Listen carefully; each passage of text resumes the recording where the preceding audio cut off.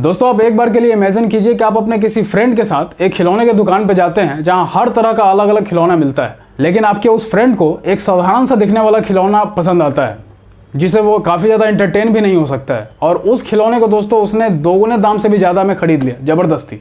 तो अब आप अपने फ्रेंड के बारे में क्या सोचेंगे दोस्तों? आप वही सोचेंगे जो अभी पूरी दुनिया एलोन मस्क के बारे में सोच रही है, क्योंकि उन्होंने भी कुछ ऐसा ही किया है आपके फ्रेंड जैसा काम। Some big breaking news this afternoon. Elon Musk's Twitter takeover is a go. Twitter's board accepted an offer from the billionaire to buy the social media company and take it private. An offer just shy of $44 billion accepted today by Twitter's board. Now, pending approval from regulators and company stockholders, Elon Musk will take over Twitter, buy out the shareholders at $54.20 a share and take the company private. नमस्कार दोस्तों, स्वागत है आपका एक नया episode में। और आज के इस वीडियो में हम लोग बात करने वाले हैं एलोन मस्क के बारे में, जो दुनिया के सबसे रिचेस्ट इंसान हैं और सबसे पावरफुल भी है, और वो दुनिया के दो सबसे बड़े कंपनीज के ऑनर भी हैं जिनका नाम है स्पेसएक्स और टेस्ला। और 2 दिन पहले की ही बात है दोस्तों, उन्होंने ट्विटर को भी खरीद लिया है। उन्होंने दोस्तों पूरे ट्विटर को लगभग $44 बिलियन में खरीदा है। अगर मैं ट्विटर के एक शेयर की बात करूं तो उन्होंने एक शेयर को $54.4 में खरीदा है, जो कि ट्विटर के एक्चुअल वैल्यू से 38% ज़्यादा है। यानी कि उन्होंने ट्विटर को उसके एक्चुअल प्राइस से कहीं ज़्यादा दाम देके खरीदा है। अब इस न्यूज़ को सुनने के बाद दोस्तों आपके मन के अंदर एक सवाल तो जरूर उठा होगा कि आखिर इतनी बड़ी डिजिटल युग में, जहां फेसबुक, स्नैपचैट, यूट्यूब इतने बड़े बड़े प्लेटफॉर्म्स हैं जो कि यूट्यूब से कहीं ज़्यादा है कमाई के मामले में। अब अगर मैं फेसबुक की बात करूं दोस्तों तो उसकी जो नेटवर्थ है वो है $118 बिलियन। वहीं अगर मैं स्नैपचैट की बात करूँ तो उसकी जो नेटवर्थ है वो है करीब $48 बिलियन और यूट्यूब की $28 बिलियन। और वहीं अगर मैं ट्विटर की बात करूँ तो उसकी जो नेटवर्थ है वो मात्र $5 बिलियन है। तो आप ये समझ सकते हैं कि उन्होंने ट्विटर को क्यों खरीदा है इतने ज़्यादा दाम दे के एक्स्ट्रा, जबकि ट्विटर उतना ज़्यादा नेटवर्क रखता नहीं है। अब इस क्वेश्चन के दोस्तों 2 आंसर्स हो सकते हैं, एक जो एलोन मस्क ने खुद हमें दिया है और एक मैं जो आपको लास्ट में देने वाला हूँ। तो सबसे पहले हम एलोन मस्क के आंसर को जानते हैं। दोस्तों एलोन मस्क का कहना है कि उन्होंने ट्विटर इसलिए खरीदा है क्योंकि उन्हें ट्विटर को और भी ज़्यादा पावरफुल और भी ज़्यादा रेवेन्यू जनरेट करने वाला ऐप बनाना है, जिसके लिए उन्हें ट्विटर के कुछ रूल्स हैं जो उन्हें पसंद नहीं है और उन्हें वो चेंज करना चाहते हैं, जिसके लिए उन्हें ट्विटर को खरीदना पड़ा। तो आखिर वे कौन कौन से रूल्स हैं ट्विटर के जो एलोन मस्क को पसंद नहीं आए हैं, आइए जानते हैं दोस्तों। तो पहला रूल ये था दोस्तों कि ट्विटर पे फ्री स्पीच के नाम पे बहुत सारे अकाउंट्स को बैन कर दिए जाते हैं। यानी कि ट्विटर पे कोई भी इंसान खुल के बात नहीं कर सकता है, और अगर वो बात करता है तो उसके अकाउंट को बैन कर दिया जाएगा। अब इसके कुछ एग्जांपल के बारे में बात करूं दोस्तों तो पिछले साल जनवरी में, यानी कि 2021 के जनवरी में डोनाल्ड ट्रंप, जो कि अमेरिका के प्रेसिडेंट भी रह चुके हैं, उनके ट्विटर हैंडल को बैन कर दिया गया हमेशा के लिए, क्योंकि उन्होंने पॉलिटिकल भड़काऊ भाषण काफ़ी ज़्यादा दिए थे। वहीं अगर 2021 में ही हम देखें तो कंगना रनौत, जो कि बॉलीवुड के एक एक्ट्रेस हैं, उनके अकाउंट को भी बैन कर दिया जाता है क्योंकि उन्होंने भी काफ़ी ज़्यादा उल्टा सीधा भाषण दिया था। अब इन दोनों के ट्विटर हैंडल्स को बैन होने के बाद बहुत सारे लोगों ने ये कहा कि अपने मुंह से किसी सोशल मीडिया प्लेटफॉर्म पे जाके अपने बात को रखना और ये करना, इन दोनों में काफ़ी फ़र्क होता है दोस्तों। खैर दोस्तों, अब अगर एलोन मस्क को ये सारी चीज़ें अच्छी लगती हैं और ट्विटर पे अकाउंट्स को बैन करना उन्हें गलत लगता है, तो अब तो ट्विटर उनका ही है, अब वो जो चाहे वो कर सकते हैं अपने ट्विटर के साथ। अब ट्विटर का वो दूसरा रूल जो एलोन मस्क को बिल्कुल पसंद नहीं है और उसे वो चेंज करना चाहते हैं, और वो है ट्विटर पे ट्वीट्स को एडिट करने का कोई ऑप्शन ना होना। यानी कि अभी अगर आप दोस्तों ट्विटर पे कुछ भी लिखते हैं और वो चीज़ गलत हो जाती है और आप उसे अगर एडिट करना चाहें तो आप नहीं कर सकते हैं, क्योंकि एडिट का कोई ऑप्शन ही नहीं रहता है ट्विटर के ऊपर। अगर उसे आपको एडिट करना है तो उसे एडिट नहीं करने के बदले आपको डिलीट करना पड़ेगा और फिर से दोबारा ट्वीट करना पड़ेगा, जो कि काफ़ी बड़ी समस्या है एलोन मस्क के अनुसार।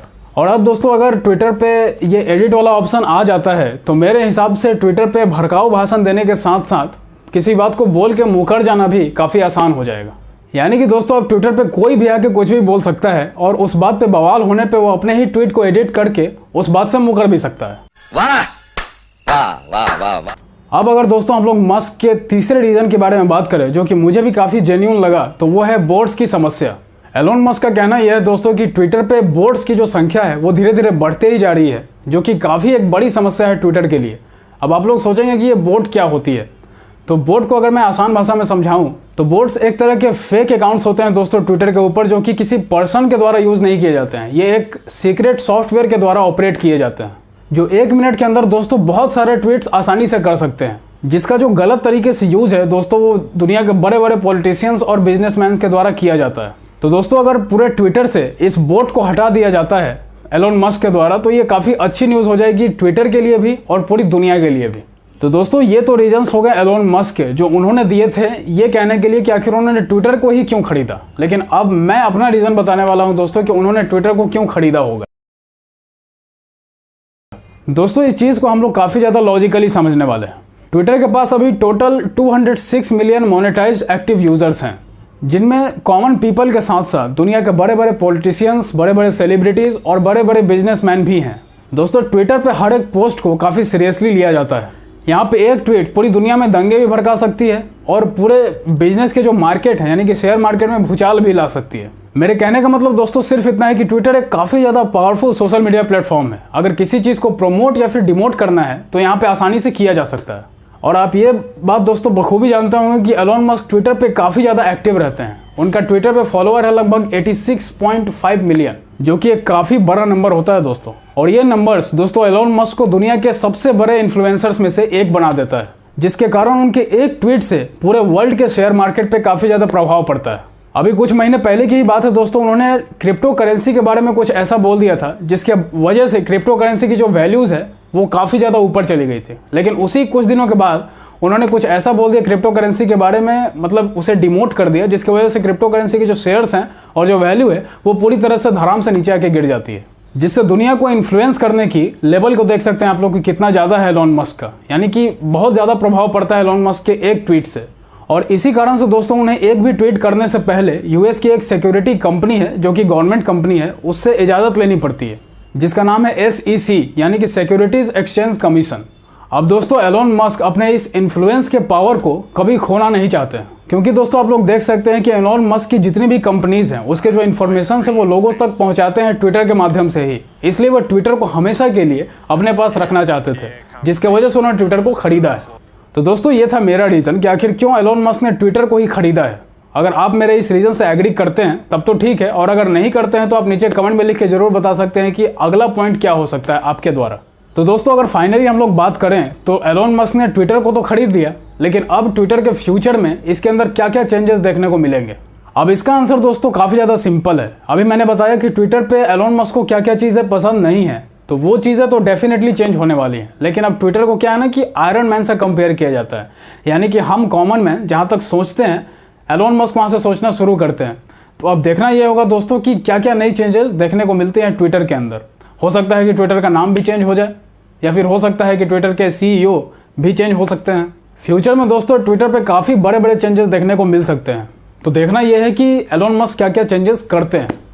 तो दोस्तों आज के लिए सिर्फ इतना ही, लेकिन मैं आपकी राय जानना चाहता हूं कि ट्विटर पे अब और क्या क्या चेंजेस हो सकते हैं, क्योंकि आप लोग काफ़ी अच्छे खासे राय देते हैं। पिछले वीडियोस में दोस्तों आप लोगों ने काफ़ी अच्छे अच्छे कमेंट्स किए थे और काफ़ी गलत भी थे, लेकिन ठीक है, कमेंट करना बंद मत कीजिए, कमेंट करते रहिए। दोस्तों मिलते हैं फिर किसी और नए वीडियो में एक नए एनर्जी के साथ। तब तक के लिए जय हिंद।